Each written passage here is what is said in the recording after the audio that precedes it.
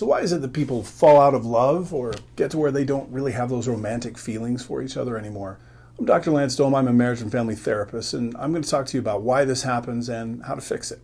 Now, officially, we don't really fall out of love. There's different degrees of love, different types of love. A lot of what people mean when they say they have fallen out of love is that they're not really having a lot of romantic feelings towards someone that they used to have a lot of romantic feelings for. A lot of this has to do with something called our midbrain. It's a part of our brain that is specifically wired to keep us alive and to keep us safe, to maximize pleasure and to minimize pain.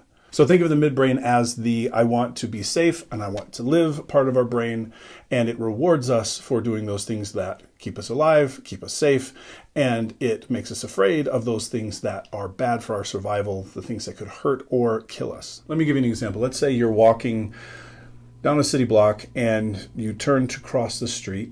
You wait, you look, you see that the crosswalk is ready to go, says you can walk. So you start to walk across and you see out of the corner of your eye that there's a bus that's not slowing down. Now, the reason why your midbrain is so important is the rest of your brain is a little bit slower. Whether it's your prefrontal cortex or other areas of your brain that is used to think, to rationalize, to make decisions. If that part of your brain were to react, it would do something like this. It would analyze the situation. Okay, there's a bus. It's heading pretty quickly. It looks like it's probably going to hit me. What's going to be the most effective way to get out of here? Should I tuck and roll over this way? Should I run? Should I hold still? What should I do here? And as you're thinking, bam, you're dead. What needs to happen is your midbrain needs to kick in, and essentially something like, happens.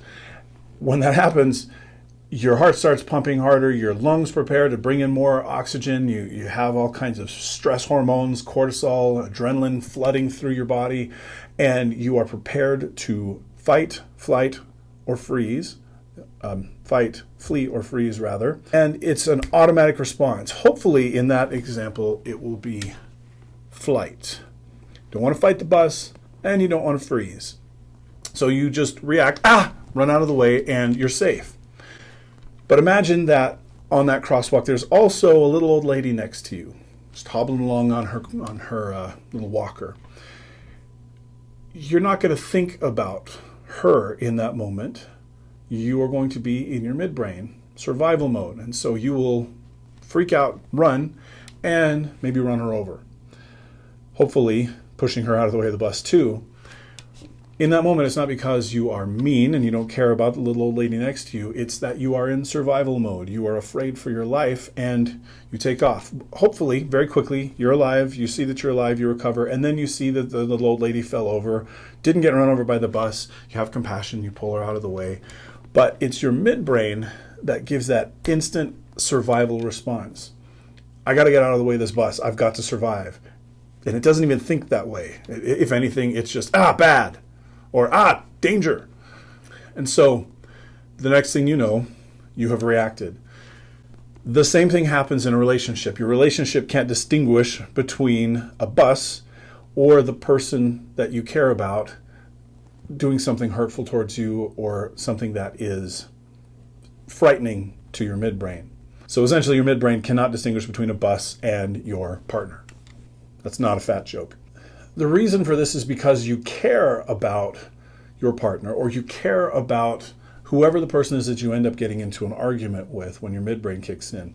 Because you care, it matters to you how they see you, how they feel about you.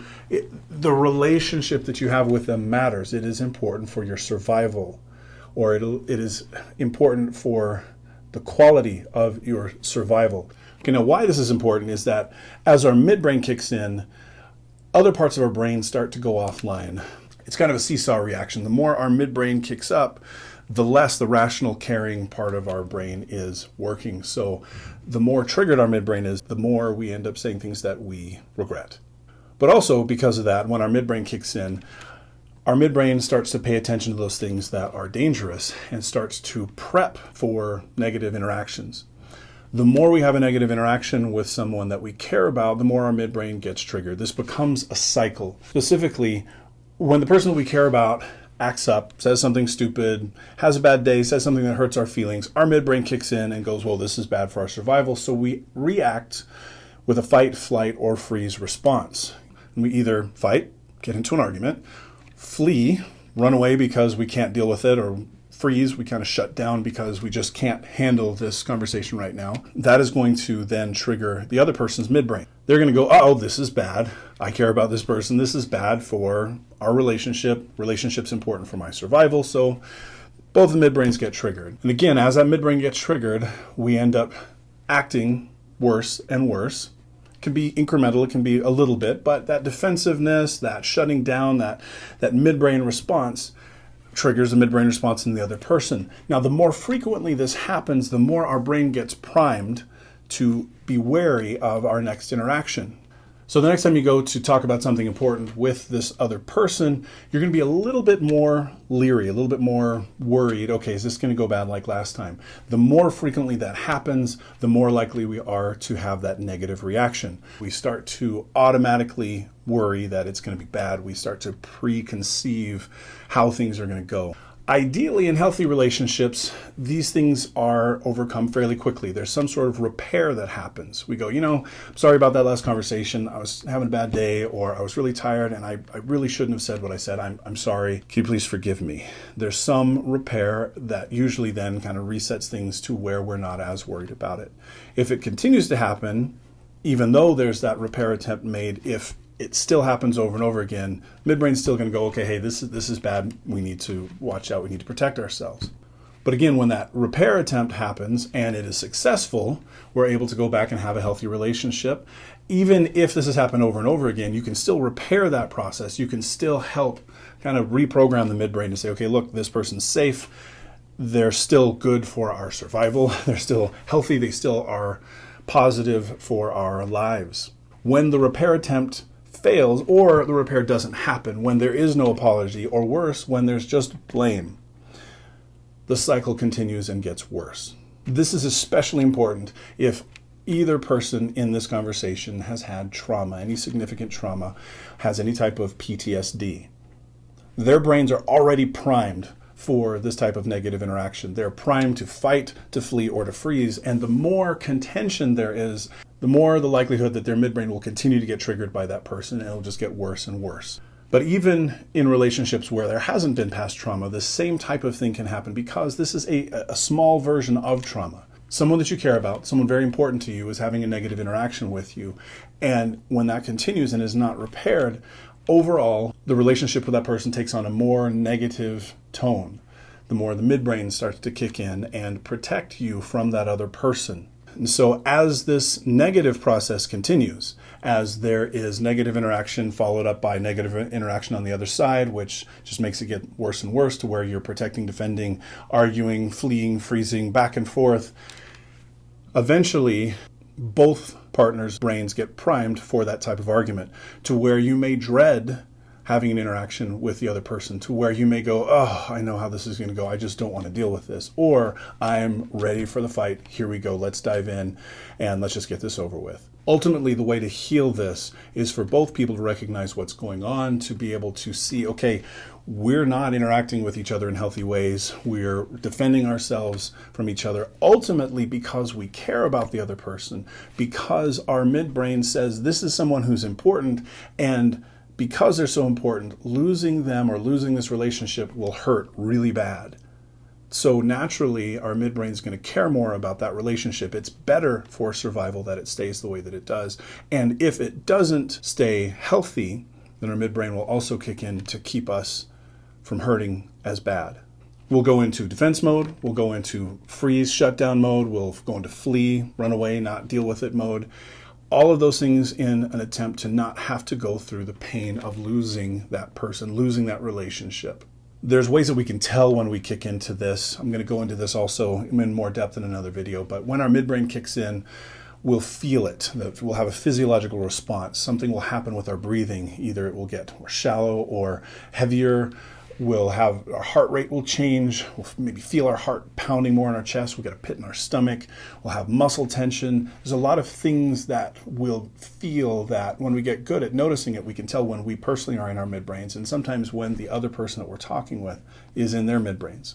One thing to remember, when you are in your midbrain, when that ratio really switches over, not just when it's a little triggered, but when your midbrain's way up here and you're just not thinking rationally, you need to stop. You can't have a good conversation at that point. Sometimes you can try a repair attempt. Sometimes you can try to connect with the other person, to apologize, to help them see that you're in control, that you're not in your midbrain anymore. But a lot of times you'll pass that point where you just need to take a break, where you need to both take a minute, calm down, breathe, come back, then have that time when you can try and repair any damage that's been done. To really apologize, to genuinely show that you get the mistake you made and that you are caring, compassionate, and that you want to make things work. So again, the way to get out of this cycle is to show that you are safe, to show that you care, that you are compassionate, that there's a chance for the relationship to heal, to repair, for it to go well. So that the other person's midbrain can say, okay, I can calm down because this other person is showing me right now that they're safe, that they're somebody that I can connect with, not someone that is a danger or a threat right now. Okay, that was a lot of information. Time to have a recap. So remember, the problem ironically starts because the relationship is important. So the midbrain gets triggered that the relationship is not going to work, and we have this fight, flight, or freeze response. So then that midbrain response of fight, flight, or freeze affects the partner. So it becomes this cycle where one partner is triggered by the other partner. And then if there is not sufficient repair that happens, where there's not apology, where even though one partner may apologize, that partner still doesn't stop the bad behavior, the midbrain continues to be triggered, there continues to be that fight, flight, or freeze response. It becomes self-perpetuating and it becomes its own problem. There's this new fear that comes from the interactions. There's this fear, uh-oh, I know where this is going to go. We're going to have an argument. And so the midbrain becomes primed and there is this automatic negative response to the other partner. And it feels like you've fallen out of love. So then, to overcome this, we need to recognize that this cycle is happening, that it's not just that something is wrong with our partner. We need to repair the damage that has been done on both sides. We need to apologize. We need to try and work on having better interactions. We need to show each other we're safe. We need to just rebuild that trust so that we can see, okay, look, we're having a new interaction here. We're going to talk differently. We're going to act differently. And when you do have those arguments, try and stay out of your midbrains. Recognize when you're getting triggered. If you are getting triggered and you can't comfort each other, make sure that you take breaks, and then you can still comfort each other afterwards. And then therapy can help. One of the main ways that therapy can help is that having a third party in the room with you helps keep you out of your midbrain. Or if it doesn't, if you're not able to be on good behavior with the therapist there, the therapist can help pull you out of your midbrain, recognize what's going on, and talk about what's really important, what really needs to happen. So there you have it. That's one of the primary ways that we so-called fall out of love and how to fix it. Good old midbrain. Now, there's a whole lot more that's involved with the midbrain and how it affects our lives, how it affects our relationships with other people, how it affects us, anxiety, things like that. And I'm going to do a lot more videos on this. If there's any other specific questions you have about it, ask in the comments down below, and I'd be happy to either answer them there or I will try and address them in one of my future videos. I'm trying to do a series on the midbrain and specifically how it affects our lives, how it works with trauma, how it works with anxiety, how it works with relationships, how it affects a lot, really any important areas of our life, because any place that is important, any person that is important, anything in our lives that is important, our midbrain sees as valuable, and losing that or a change happening to that is going to be defended, protected, taken care of, watched over by our midbrains. And so it affects a whole lot of different areas of our lives. So to learn more about this, tune into my channel. Click that little bell if you want to be notified when things are going on. Subscribe, all those great things. I'm just getting started here, so I would really love to know what you want to see, what you don't want to see. Just give me any feedback so that we can make this as educational, as helpful as possible.